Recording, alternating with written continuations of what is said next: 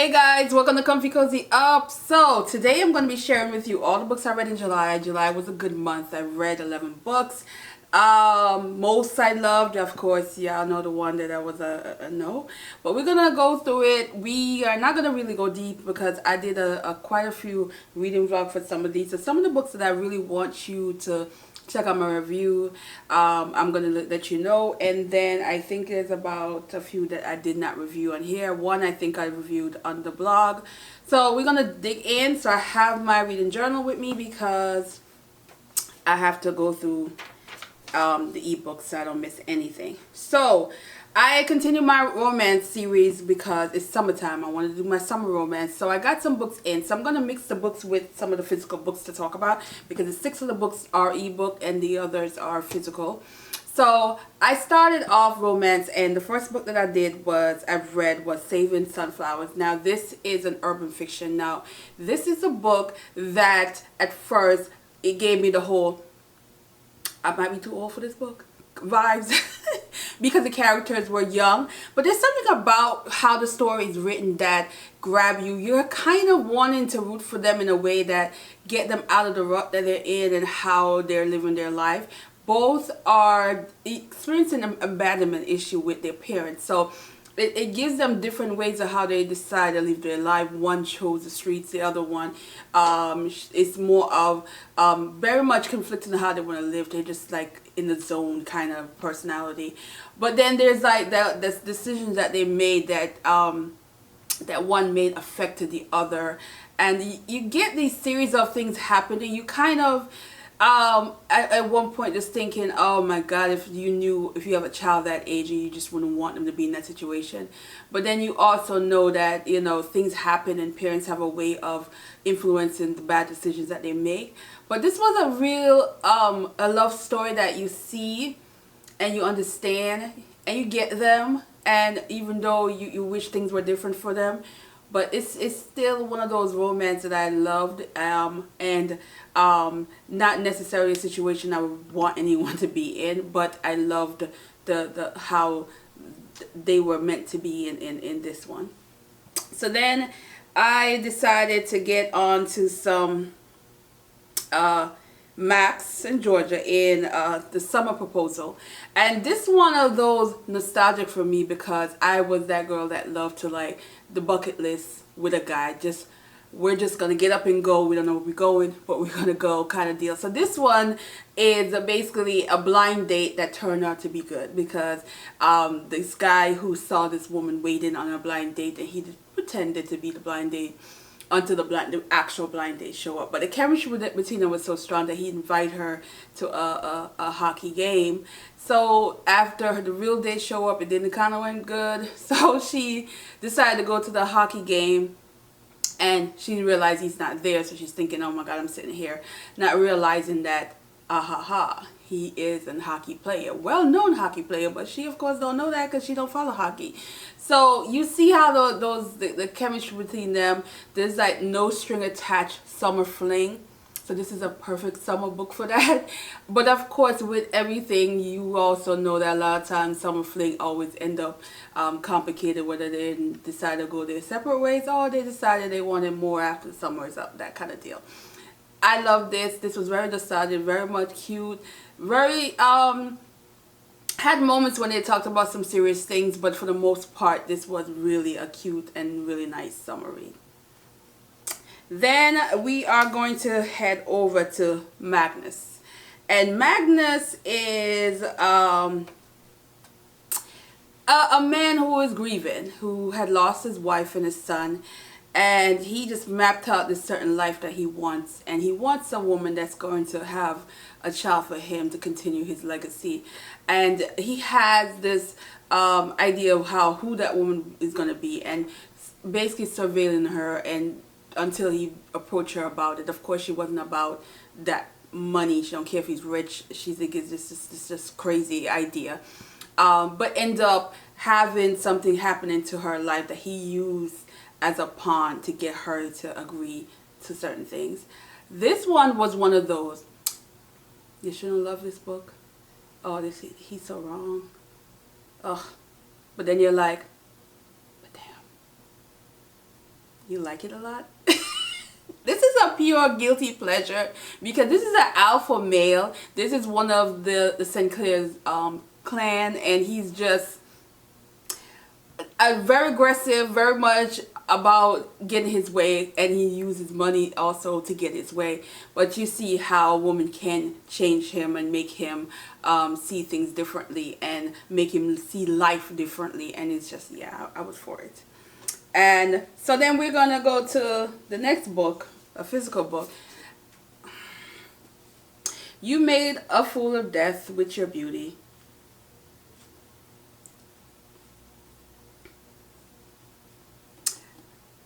It's not for me.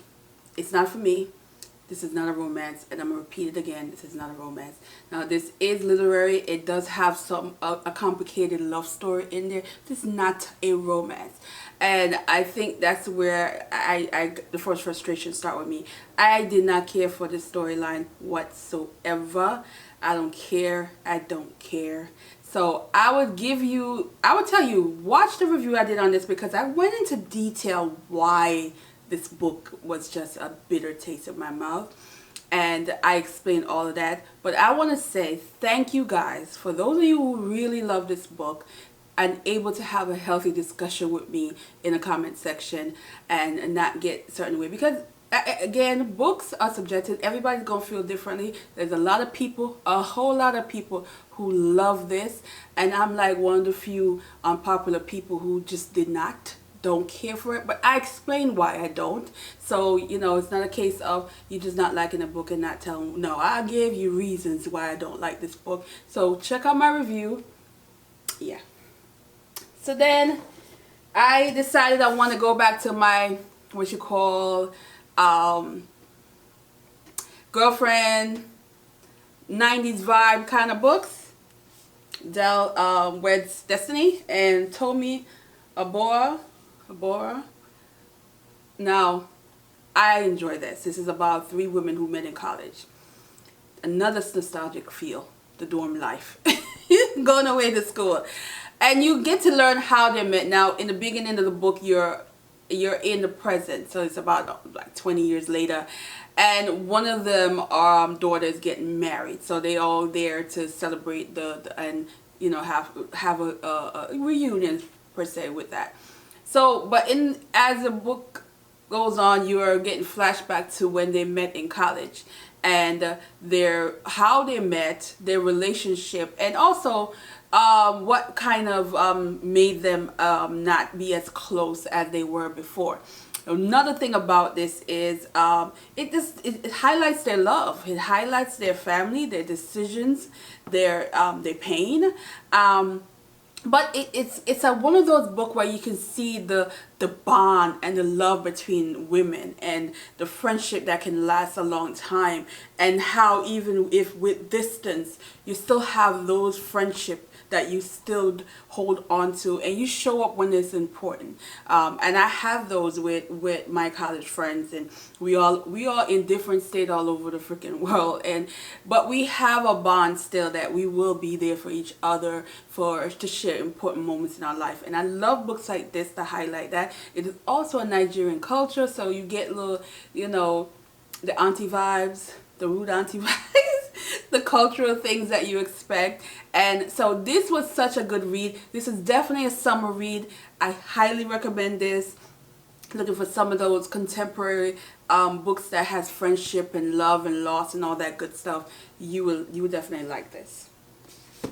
So then I read The Assignments. I did a blog review of this one actually this week, and this one I love. This is about, hold up, wait for it. This is about a woman and who fall for the ex-boyfriend of her best friend. But it's a twist. This was in high school. So this is about when they get back, when they met. You learn so much about what happened to them in high school, where he cheated on her best friend, and she was that ride or die friend that basically did not like him, did all kind of terrible things she could think of to him, and they just had a hate relationship. They did not like each other because they were just like, it's a tit for tat kind of deal. Now here is she, and what do you call, she's like a event coordinator at this senior citizen home, and his grandfather happens to be there. So he goes there all the time. He loves his grandfather, but he's also one of those rebels that he would take his grandfather off the freaking premises and not say nothing. So they wanted to make sure, okay, we can't have that, but we will allow you as long as we have somebody to accompany you when you do take him off the premises. Here comes Aspen. Aspen? Yes, Aspen. And she decided she had no choice actually to go with them, but then she realized who he was, and it's just like all the memories from high school comes back. You see the banter between them, the how the grandfather handled them. It was such a cute story, but it was very much a small town story, but very much a family story. And you see how they, you know, things happen and they become more than just, you know, enemies. I love this. This was such a good, feel-good, small-town kind of book, and I think Penelope Ward did a good job with this because she made sure that she didn't go down a route that I don't like that sometimes she does in books, and I'm not going to talk about it yet because the other one did that. Yeah, the other one did that. A writing partner. She does write with Vi Keelan. So I was just kind of like, okay, she didn't go that route, but I love this. This was such a good romance, and so highly recommend this one as well. Then we go through historical fiction. Absolutely amazing. This is Sister, Mother, Warrior, Vanessa Riley. Now this is about two women, inspired by a true story of two women who were a part of the Haitian Revolution.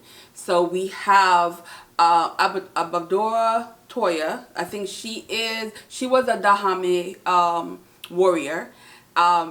Facts. Then we also have Marie Claire, and she was what you would call a mulatto, and she was the love of Jean Jacques. So so we know that much. But what I love about Vanessa Riley is she's so committed to writing historical fiction about women in the Caribbean. Stories that you often don't hear about, because when you think of the Haitian Revolution, you never hear about the women. You only hear about the especially the two men that's in the forefront.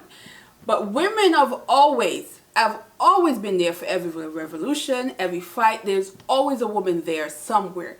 And she's committed to writing about these women. Now this one, I felt you learn a little bit more about the Haitian Revolution. You learn a little bit more about the influence of the Dahomey women and the warriors and their influence on even the men at a young age and training them how to fight.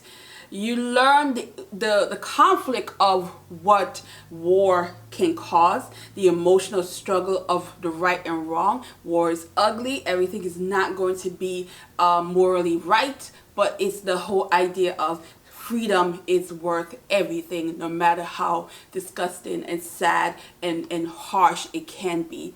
And you learn the differences between these women, because as one born into born free, knew what slavery looked like, see what slavery looked like, but never experienced it because of the height she was born in freedom, versus another who experienced bondage, experienced what freedom, knew what freedom was, born in as a warrior woman, and then have to be in shackles and experience hardship and see the pain and the suffering of what freedom. So there's that comparison between them because of how they see the war, how they see the struggle. And this is not a war that was like small in a few weeks. So this was years of fighting for Haiti to get their freedom. And this is another book where you appreciate Haiti even more, and you feel a certain way for that country and how far they come and the struggles that they still experience it to this day. I enjoyed this. I thought it was very much she kept it raw and kept it real in terms of not sugarcoating even a warrior, the Daha woman, and how what they had to endure to become warriors, and the choices, and sometimes not even having the choices. And I'm hoping that I talked about the movie that is coming out really shows that side, because there are some ugly side to the trade, the slave trade, and the connection that these women had with it. So absolutely love it. Absolutely say recommend it. Read it. Go in there knowing that there are some heavy things about it, but knowing that it's a part of our history, and I think it's important to read, especially if you are a Caribbean person. So yeah, I was here for that one. Ooh. Ooh, ooh, ooh. All right, fall. Then we have Major. So Major is another book from St. Clair from Tina Martin, and I decided to pick this up because once I realized who the love interest is going to be. So this is the sister from Magnus storyline, and what I liked about this is a story about a woman who's a recovery drug addict. She's been clean for a year in this story, so she's struggling with her self-esteem, her self-worth, and how to start over, how to move forward, how to not live with regrets and guilt of what she put her family through, especially her father, who never lived to see her clean, that kind of deal. And so I like how the author took this approach to talking about this book in a way that it is not going to be one of those stories where it is insta love, it is over sexual and fast sexual activity. You are not getting in this. This is a slow burn, because you are seeing how these two can bond, because Major is wealthy and he has wealth from his family, but he also has his own issue in terms of, if you know the story of the St. Clair, these are brothers that were in the foster care system and got adopted. So there's that abandonment issue that he's struggling with, even though he has money. But with him, money can hide a lot of your issues. Money can make you not show the world what's going on with you. And then when you see a woman who is broken and is starting over, there's that chemistry that will come from that, and you see how those two, you know, get together. There's little things I love that the author did, because it still kept the main character her dignity, because she abused her body. She was using drugs, and then you see how in this story how she is holding on to that, holding on to her body a little more without feeling like she needs to do this, that, the other to please this man. And I love that the author did that, because of the showing that the effect of a drug abuse person, and how they see themselves total, not just mental, but their body as well. Love this. I love the message in this. I love the delivery of the story. I was here for it. I'm for a slow burn that makes sense, that was like had value to the slow burn experience. That kind of deal. So then we have I done dropped some books. Alright, so then we have another romance. This is called The Boss Project, and this one I really liked. Now, this is where you get two broken people who have had infidelity in their relationship. They were both cheated on by their prior relationship person in their life. So you have one who found out on her wedding day. So in her case, she took revenge. Then we have the male his consequence of the person cheating on him was much deeper and took root in him, where he is becoming this mean boss. He owns a company, he does trading, and he's just making the people work for him miserable. But he's a money man, so of course they don't want to leave. And because of all the turnovers and the legal issue, they decided that they need to have a psychologist on site. They need to have a counseling, because they need to get to, that was what the court order made him do. So he wasn't happy. So Right before he decided to hire this woman, he went to this store to buy something, and she ended up being in the dressing room, and he barged in the dressing room not knowing she was in it. They connected. It was like, okay, she was not having it. Who the stranger man barging in? So of course she's like, get out. And then just so happened when she went to the interview, it's him. So the coincidence, the coincidence. It's a romance. They gotta add that, But they also have other things in common. They both of their grandparents were very good friends. But he didn't really know her. Don't remember anything from her as a kid. So he didn't realize that she was the person that his grandmother had recommended for an interview. So it was all that bonding that they have with their grandparents being connected. And also the history of their past relationship, that when you're in a new relationship, you just drag the baggage with you.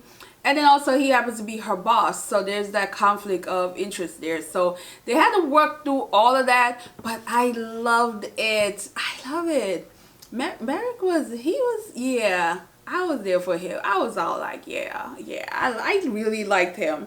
I liked them together, and I liked their connection. So that's all the ebooks. Now we're gonna go through the last two books, which is the Booker. So of course I read Nightcrawling, Layla Motley, and this is a young writer who's gotten a lot of buzz. She also made it to the long list on the Booker, and I really thought this book was just heart-wrenching, but so worth the read. It is very heavy, so just know that walking in it, there are some triggering things in this. The writing was amazing. There is that poetic feel for the story. This is just about young people whose parents failed them, the system failed them, poverty, they're struggling to survive, and the route that they take to survive. In this case, you have a young woman, Kiera, and she is subjected to the streets because she had to survive, and no job, no nothing, and this is what happened. But then of course she becomes victim of people who prey on her, and she become a part of a case that pretty much was just there's no win for her in that. So you're seeing how she's surviving, you're seeing the struggles that she's going through, you're seeing bits of pieces what her parents, lack of not having her parents there, and what really happened to them. And the sympathy is there on both ends, because the parents who that fail their children are also mentally trapped in their grief, their pain, things that's happening to them, and they chose different ways of handling it that ultimately destroy and bring more pain to their children. It is not an easy read, but something about this book is just well done in such a way that it draws you in, and you still can stomach and get through this book without feeling, oh my god, because the first couple of chapters was just difficult for me to read. I talked about it in my reading vlog, so definitely go check it out. But I see why it's raved about, and I understand why it is a part of the Booker, because it is a memorable read. It is a book that definitely gonna grab you instantly. It's not something you're gonna forget, and also there's that message of surviving, ultimately surviving. So go check out my review on this. But yes, and then we have satire at its best. So we have The Trees of Percival, Everett. Now this is, if you are into satire, if you are a fan of previous books that's won the Booker, like The Sellout or Lincoln in the Bardo, you will enjoy this, and you will get why this is picked. This is a creative writer. Now the author is a professor, I believe a professor at University of California, I think. University of Southern California. And you can definitely see that he's a creative writer. The writing style in this was so good. The chapter structure, I mean, there are chapters that are very uniquely written that I was kind of like, really, that's the chapter. There are some eerie moment because this is a satire. You think of that, it is not, it's very much a serious book, but there's moments in this book that you chuckle because you're thinking, oh my god, you know how it's delivered, that he is very slick and witty, but the storyline is heavy. You get a history of crime against black people in this country that never got justice. There is that whole injustice in this, and that whole satire of what if things happen this way kind of deal. This is because it's a mystery. The little you know, the better you off you are. But what you can know because of the synopsis they give you is basically each body being found that's murdered is found with a black man that looks like Emmett Till. So that's what I'm going to give you with that. Now, I enjoy this. This was one of those, like, this is me wanting to read this again. This is giving me, it was very creepy, very eerie, but the creativity of the writing style draw me in. I am a big fan of this book. I was not surprised because when I saw the list, honestly, this jumped at me first because I was just like, I was trying to figure out how, you know, like, what? That kind of deal. But how he wrote this, oh yeah. It's only 2 books I've read out on the 13 books. The list is 13 books on this, so I can't say. But I would love to see this in the top 6 so far. But it's so hard to really like compare and see because I'm currently reading a third booker, and that book to me is also creative. How the story is delivered. It's not grabbing me as much as this grabbed me, or even the Nightcrawling grabbed me, but the writing style also is interesting. And I think this year they're really going for it so far. I think the writing is where they're going for as far as the uniqueness of creative writing. Because this is some creative writing right here. And what I also didn't know is he has like over 30 books. I ain't never heard about this author before. And so I think this is one of those authors that he's even written so many books that he can really take a chance. Really just get into his fields and write a book that is going to get people's attention. And he did this because, my goodness, this was a creative writing. This was creative writing. I really enjoyed. So that is all the books that I've read for this month. I am going to continue and share with you more books, continue my summer romance, and a lot of bookers. A lot of bookers going to be read as well. So let me know, what was your favorite book that you read in July? And yeah, and I will see you the next one, guys. Bye.